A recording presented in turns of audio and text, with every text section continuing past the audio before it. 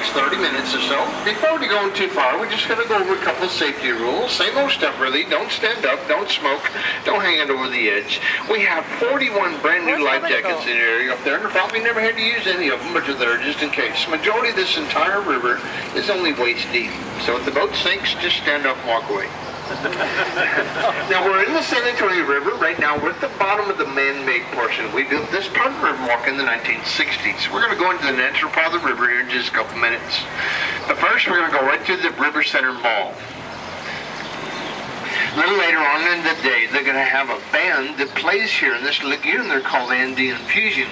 They're from Peru. They play hand-carved instruments. They get started about noon. They're very nice.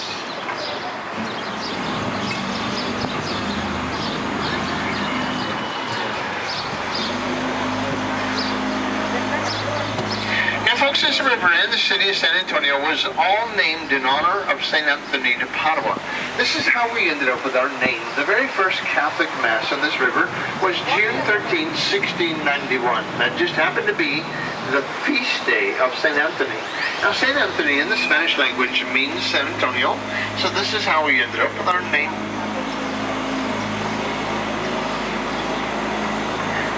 Exiting Lagoon Road.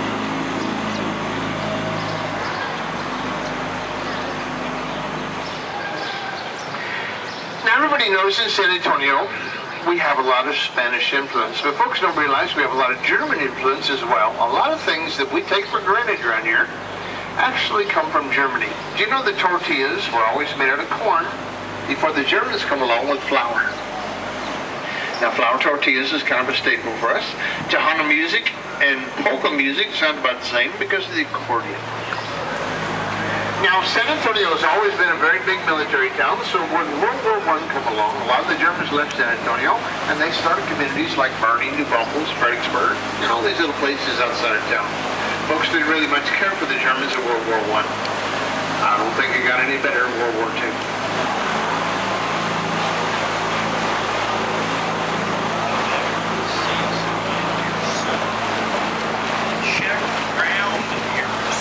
I have a statue over here just as we pass the bridge here about sidewalk level. That's St. Anthony de Padua.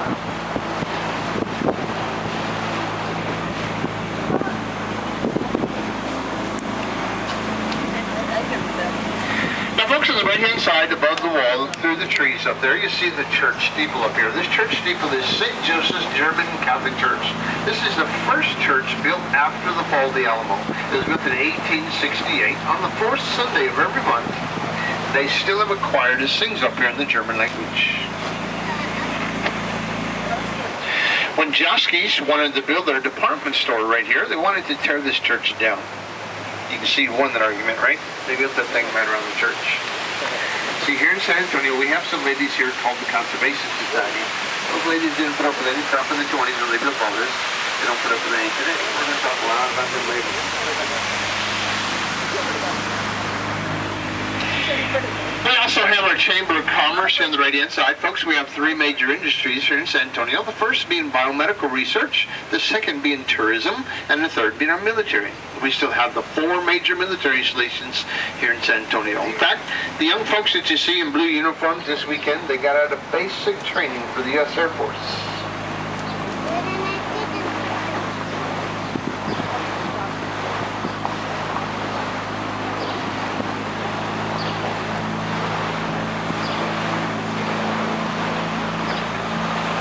Now, folks, we're going to leave the man-made portion of the river. We're going out into the natural flow. This out here has a regular mud bottom to it. This makes a natural horseshoe shape through the center of San Antonio. We're going into the bottom of that horseshoe right now.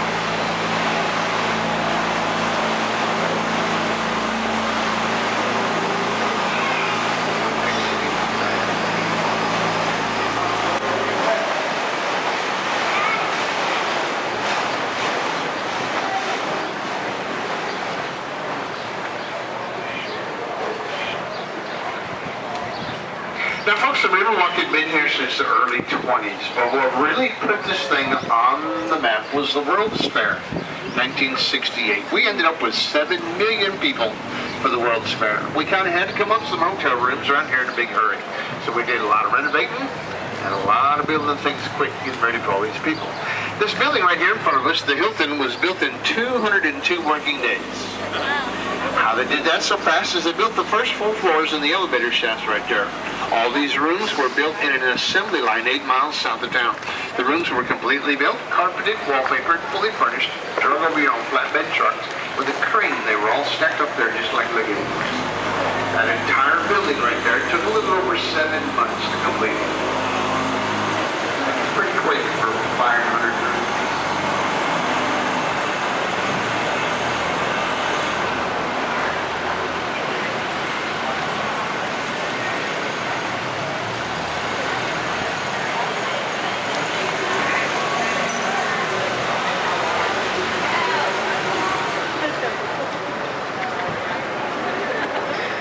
By now you've already figured out from my accent that I'm not from Texas. Anybody else not from Texas? Just us, huh? All right. Well, I'm originally from upstate New York, if you try and figure out my accent. When I retired from the Air Force, I decided to stay here. Right here, we don't have to shovel sunshine. But you know, in Texas, everybody's braggers. Everything is bigger in Texas. Everybody heard that story? All right. When we get past the bridge here on the right-hand side, y'all know what the big green thing is above the wall over here? This is our storage container for all the margaritas.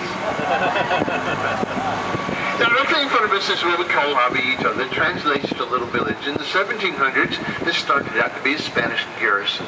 Today, the whole thing's a real nice arts and crafts community. Now we're going to go through the Arneson River Theater up here. There's a room on the left-hand side for 800 people. Stage on the right. Did y'all see the movie Miss Congeniality with Sandra Bullock? The swimsuit part of that movie was filmed right here on the stage.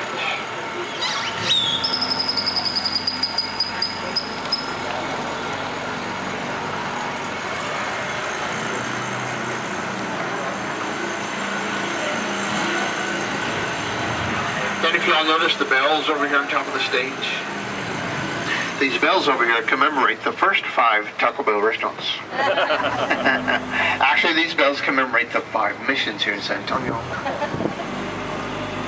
You see, in the 20s, the city wanted to take the river and cover this entire thing in concrete. They got tired of messing with the floods. They just said, "Fooey, we'll build over this whole thing." Now, a couple ladies from the Conservation Society were able to convince city leaders that having a river walk going through this was a good thing. A couple years later, Robert Hugman came along, an architect, and designed this river walk. He took what the ladies had saved and did something with it. Majority of this was all built between 1939 and 1941 by the WPA. Would you believe this entire river walk cost $430,000 to build this whole thing? Can you imagine what this would cost today?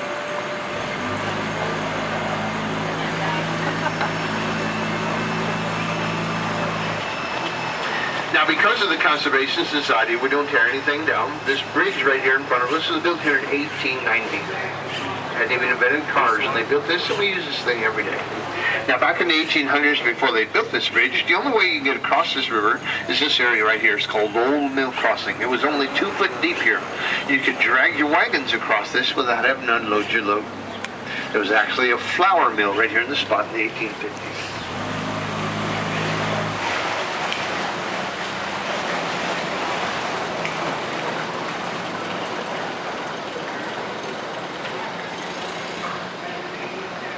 Over here on the right-hand side, we have a little island over here. This island right here is what we call Marriage Island. We average 2 to 3 marriages a day on this little island. This is a very popular place for folks getting married. One of our boat captains has been married there 2 or 3 times. This island right here is naturally shaped like a heart.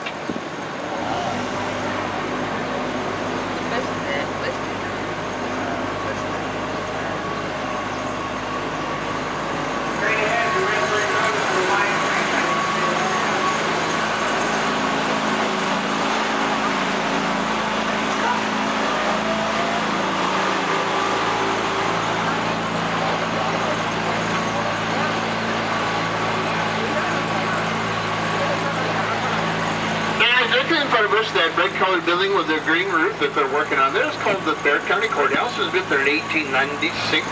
We still use it.